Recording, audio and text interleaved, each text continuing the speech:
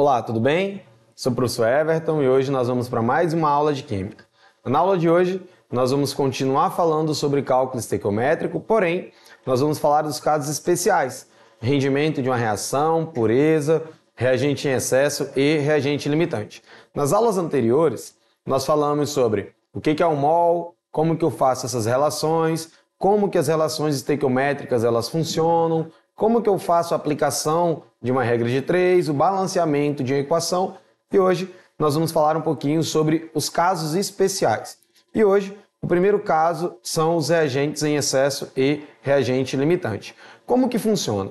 Toda reação química é sempre reagente formando o produto. E no caso, a obrigação de um reagente é se decompor e formar produto.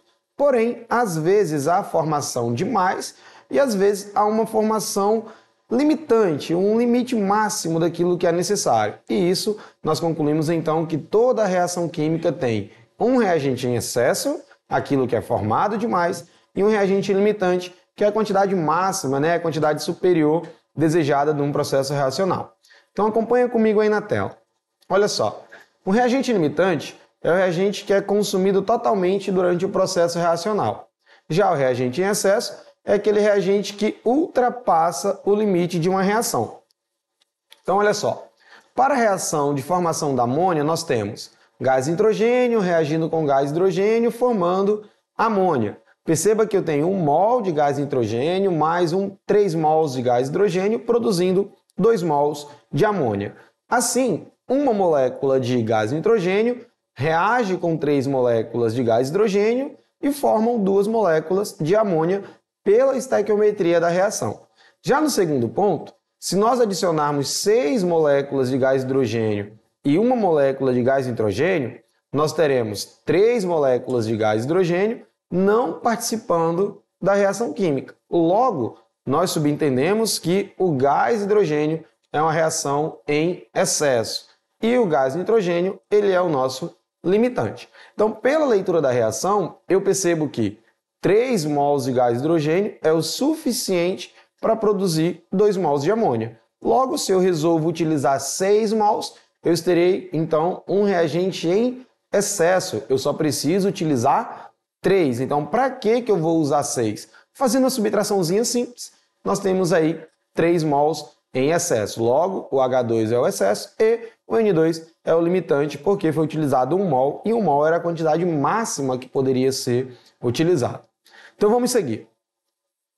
Nesse primeiro exemplo, nós temos o seguinte. Suponha que 4 mols de monóxido de carbono reajam com 6 mols de gás hidrogênio. Qual é o reagente limitante e o reagente em excesso?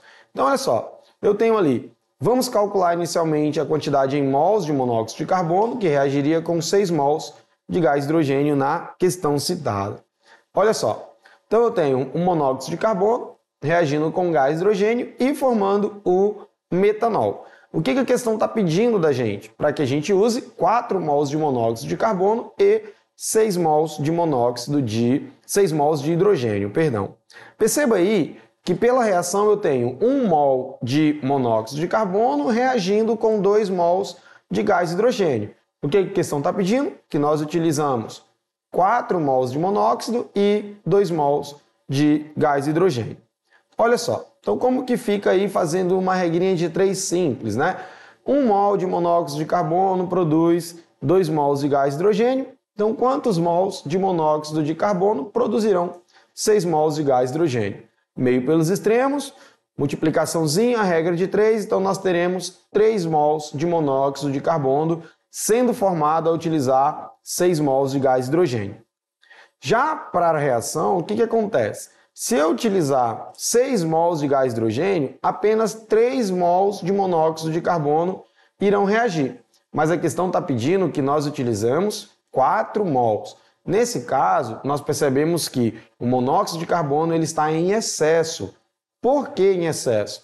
Porque pela reação eu tenho uma formação de 3 mols e a questão está pedindo para nós usarmos 4 mols. Então, reagente em excesso é aquilo que ultrapassa o questionamento da reação. Pureza e limitante. Bom, a pureza do reagente ou a pureza dos produtos, ela acontece da seguinte forma. Toda reação química ela acontece para formar 100% do produto ou consumir 100% dos reagentes. Porém, a maioria dos reagentes são impuros e aí nós temos um grau de pureza. O que é esse grau de pureza? Esse grau de pureza ele normalmente é dado em percentual, em porcentagem. Por quê? Porque eu tenho um grau de pureza sempre igual a 100%. Por exemplo, se eu tenho apenas um recipiente com água, somente água destilada, o grau de pureza dessa água é 100%. Mas se eu tenho uma água mineral em que ela é rica de sais minerais, eu não tenho mais um grau de pureza de 100%, porque aquele recipiente agora não tem somente água. E aí nós descobrimos esse grau de pureza, ou essa porcentagem, por uma simples regra de 3 também, como funciona todo o cálculo estequiométrico. Então acompanha comigo na tela esse exemplo aí a seguir. Olha só. Então eu tenho o seguinte, o grau de pureza ele é porcentagem, como nós já vimos. Perceba no seguinte, ó, eu tenho o carbonato de cálcio, ele pesa 100 gramas, mas eu tenho 10 gramas de impurezas. Então no carbonato de cálcio, que tem 100 gramas e são apenas 10 gramas de impureza, significa dizer que a massa total, a massa real de carbonato de cálcio, ela é 90 gramas, porque a massa total são 100 gramas, 90 gramas são de pureza e 10 gramas são de impurezas. Então, fazendo uma regrinha de 3, nós percebemos que o grau de pureza do carbonato de cálcio ele é 90%. Nem precisa fazer tudo isso, tá, pessoal? Vocês podem ir mais direto fazendo uma regra pela porcentagem. Se a massa do carbonato de cálcio equivale a 100 gramas e ele tem um grau de pureza de 90%, basta que você faça 10% dessa relaçãozinha estequiométrica. Então, se eu tenho 100 gramas e eu preciso de 10%, então eu tenho apenas aí 10 gramas de impureza. Então a massa real são 90 gramas. É importante frisar que o grau de pureza ele é muito utilizado porque nós precisamos utilizar a massa real. E a massa real é a massa pura. Então antes de resolver a continha de estequiometria, antes de montar a regra de 3, é necessário que você ache primeiro o grau de pureza. Então, se nós estivéssemos resolvendo uma questão, nós não iríamos usar 100 gramas, porque o grau de pureza é 90%. Então, nós iríamos usar 90 gramas. Isso é importante. Então, vamos ao exemplo. Olha só. Então, olha esse exemplo aí. A decomposição térmica do nitrato cúprico é representada pela seguinte equação. Então, eu tenho 2 mols de nitrato cúprico, formando 2 mols de óxido de cobre, mais 4 mols de dióxido de nitrogênio, mais 1 mol de gás oxigênio. Olha a questão. Calcule a massa de óxido cúprico que se obtém a partir da decomposição de 500 gramas de nitrato cúprico, sabendo que este apresenta 75% de pureza. Então, olha só que interessante. A questão me diz que eu tenho um grau de pureza de 75%. Então, a primeira coisa que eu tenho que fazer é descobrir a massa do nitrato cúprico e, após fazer essa descoberta, estabelecer uma regrinha de 3 para saber quanto que é 75% dessa massa que eu preciso utilizar. Feito isso, esse é o número, é o valor em gramas que nós iremos utilizar. Então, olha a resolução como é tranquila. Então, a primeira coisa, eu preciso determinar a quantidade de nitrato cúprico na amostra. A questão está me dizendo que a massa de nitrato ela é 500 gramas, porém, ela tem um grau de pureza de 75%. Fazendo uma regrinha de 3, ou você pode multiplicar direto por 0,75, ou você pode tirar 10%, 10% e mais 5%. A maneira em que você conseguir fazer uma porcentagem não interessa, interessa que você consiga chegar no total de 75%, tá? A matemática é aquilo que eu sempre faço, é no tempo de cada um, então não tem problema. Então, nosso objetivo é retirar 75% de 500. Então, fazendo uma regrinha de 3, nós percebemos então que 75% de 500 é 375 gramas de nitrato cúprico. Então, essa é a massa real. É a massa que a gente deve utilizar na questão. Agora, olha o que a questão diz. Calcule a massa de óxido cúprico que se obtém a partir da decomposição de 500 gramas de nitrato cúprico. O que eu sempre venho falando para vocês nas aulas de estequiometria? É muito comum pegar uma questão desse tamanho e ter medo dela, né? A reação é muito grande. Mas, pessoal, normalmente vocês vão utilizar duas coisas. No caso, nós vamos utilizar nitrato cúprico e óxido de cobre. Então, quem me interessa é o nitrato cúprico e o óxido de cobre. Eu tenho 2 mols de nitrato cúprico e 2 mols de óxido de cobre. Uma proporçãozinha, né, é 1 para 1. A questão já me ajudou, porque ela já me deu as massas molares, ó. A massa molecular do nitrato de cobre, ele é 188 e a massa molecular do óxido de cobre é 80 gramas. Então, o que eu fiz ali? Multipliquei a massa por 2 do nitrato cúprico e multipliquei a massa por 2 do óxido de cobre, porque são 2 mols. Então, eu tenho 375 para Y, quanto que eu vou ter, então, de óxido de cobre? Tudo bem, pessoal, até aí? Então, o que nós fizemos? A massa do nitrato cúprico produz a massa do óxido de cobre, 375 gramas, que é o que a questão está pedindo, vai produzir quanto? Regrinha de 3, meio pelos extremos, então nós vamos ter uma massa de 159,6 gramas de óxido de cobre. E assim a gente calcula o grau de pureza de uma reação. Tudo bem? Bom, o próximo exemplo agora vai falar de um rendimento de uma reação. Diferentemente do grau de pureza, o grau de pureza é necessário que a gente descubra essa porcentagem no início da reação. O rendimento, eu preciso fazer isso no final de uma reação. Sabe o que é o rendimento? Quando você coloca uma vitamina C em um copo, para essa vitamina C fervescer e você ingerir, você vai perceber que normalmente no final do copo sobra um pozinho ali no fundo. Não foi toda a vitamina C que solubilizou, né? Que dissolveu. Então, isso é um grau de pureza. Então, por exemplo, se essa vitamina ela tem 2 gramas e lá no fundo sobrou 0,5 miligramas, você não tem um rendimento de 100%. Ou seja, a sua reação ela não aconteceu da maneira que era para acontecer. Ela não teve o rendimento esperado. Ela não dissolveu todo o comprimido. Então, o rendimento dessa reação não foi de 100%. E a maioria das reações, pessoal, não terão um rendimento de 100%, que é muito difícil se ter um sistema perfeito. A gente tira isso também pelo queima dos combustíveis dos nossos carros. Muito provavelmente, durante algum problema, ou de vela, ou o próprio combustível adulterado, o nosso carro ele não vai queimar o combustível de maneira perfeita. Logo, o rendimento dessa reação também não é de 100%. Só que a gente precisa converter isso em números. E converter em números também é tranquilo. Se pureza eu resolvo a regra de 3 no início para primeiro responder a minha equação, no rendimento eu vou responder a minha equação e no final eu vou fazer essa regrinha de 3. Tudo bem? Então acompanha comigo aí na tela, olha só. O rendimento de uma reação, como eu já expliquei, não são totalmente eficazes. Então eu tenho ali 6 gramas de gás hidrogênio reagindo com 28 gramas de gás nitrogênio, produzindo 34 gramas de amônia, obedecendo a lei de Lavoisier, né? Conservação de massa.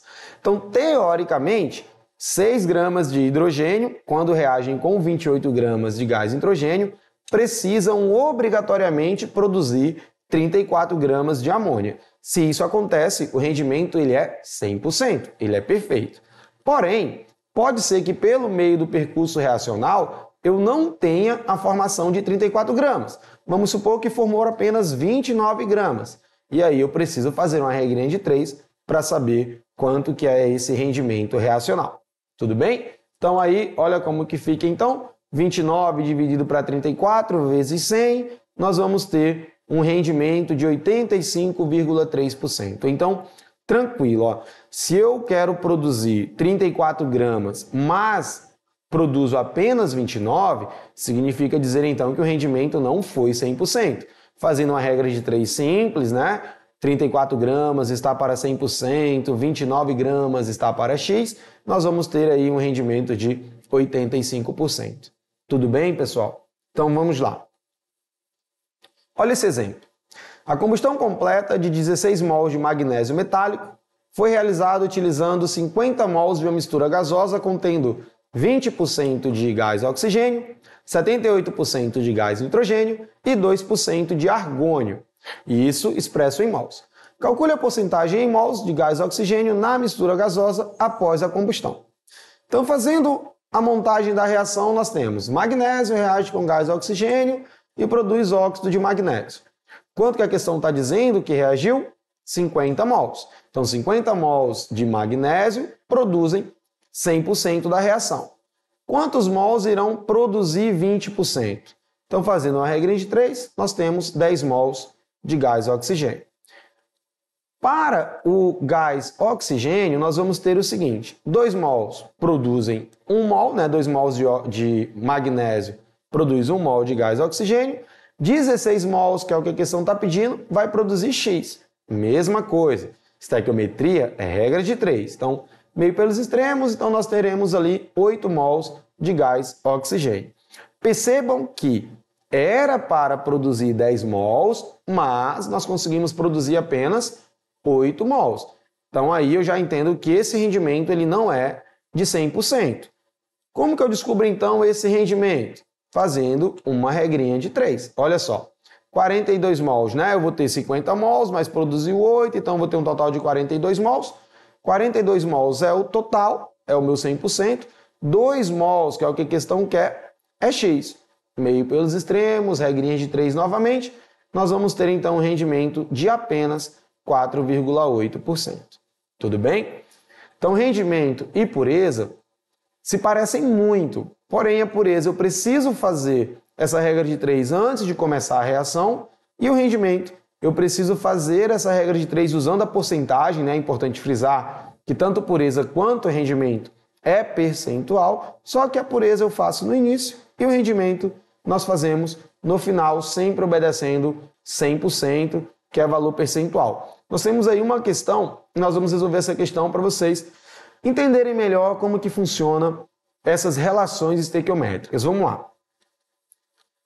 Essa questão vocês podem encontrar no livro do pré-universitário, no volume 1, é a questão número 1, está lá na página 176. A questão diz assim, é uma questão Enem, Essa questão diz o seguinte: o cobre presente nos fios elétricos e instrumentos musicais é obtido a partir da ustulação do minério calcocita, o sulfito de cobre, o sulfeto de cobre.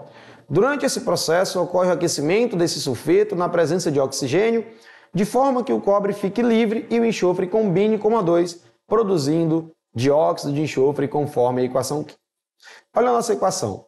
Sulfeto de cobre mais gás oxigênio produz cobre metálico e dióxido de enxofre. As massas molares são respectivamente iguais a 63,5 e 32. Nesse caso, o que a questão quer da gente? Eu preciso primeiro calcular a massa do sulfeto de cobre. Então, calculei, a questão já me disse que é 159 gramas por mol. E aí, essa reação ela tem um rendimento de 80%. A questão já me disse isso, que ela tem um rendimento de 80%. Então, 159 gramas de sulfeto de cobre irão produzir 2 mols de cobre. O que a questão quer? Quantos gramas de sulfeto de cobre serão necessários para produzir 16 mols de cobre? Mais uma vez, a estequiometria sempre é uma regra de 3 simples. A questão é, eu preciso interpretar, eu preciso entender quais as relações estequiométricas e eu preciso compreender qual é o fator que eu estou analisando. Se é excesso limitante, se é pureza, se é rendimento ou se é uma regra de 3 simples. Nesse caso, meio pelos extremos, nós vamos ter aí 1.272 gramas. Porém, a questão não acaba, porque o nosso grau de pureza ali ele é de 80%. Se 1.272 gramas aconteceu nesse grau de pureza, qual é a quantidade, então, que nós vamos ter em 100%? Mais uma regra de 3, olha só. Então, nós temos ali 1.272 gramas. Isso é 80%, porque a questão nos disse que o rendimento reacional aconteceu em 80%. Então, a reação ela já aconteceu em 80%.